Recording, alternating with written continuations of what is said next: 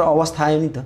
अवस्था कहाँ 23 गतेको जुन बालबालिकाहरूको हत्या भयो त्यसपछिको त 24 गतेको परिणाम युवाहरूको नवयुवाहरूको हत्या किन भयो भन्ने कुरा पनि बुझ्नु पर्यो नि। किन भयो? अनि तपाईँहरूले देख्नुभएको छैन अन्तर्राष्ट्रिय सम्मेलन केन्द्र अगाडि कस्तो परिस्थिति बन्यो? कसले त्यो परिस्थिति सिर्जना गर्यो? त्यो टाइममा त त्यो समयमा के हो भने नि कुनै हिसाबले पनि कोही पनि मान्छे मर्दैन भन्ने कुरा होइन, मर्ने परिस्थिति निर्माण गर्नु हुँदैन।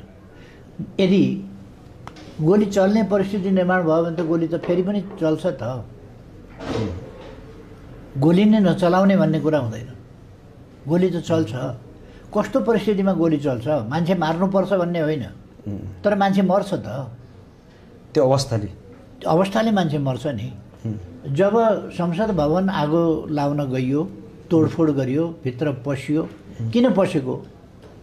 भित्र किन पसेको? त्यो जनतामा आक्रोश थियो नि, युवाहरूमा आक्रोश थियो।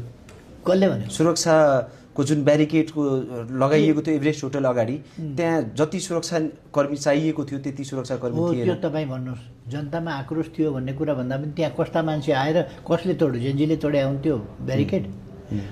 पर्याप्त थिएन, त्यसमा असावधानी भयो होला सरकारको।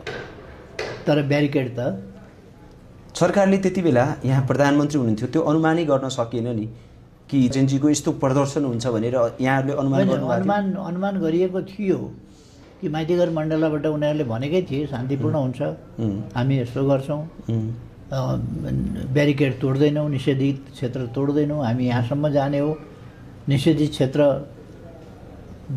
भन्दा यता मात्रै हाम्रो कार्यक्रम हुन्छ, बिल्कुल शान्तिपूर्ण हुन्छ कार्यक्रम, माग यी हुन् भनेर उनीहरूले माग पनि पेश गरेका छन्, कार्यक्रम पनि बताएका छन्, शान्तिपूर्ण हुने कुरामा पनि आश्वस्त पारेका छन्। तर अरू नै तत्त्व पछि घुस्यो। ती माग गर्ने जो थिए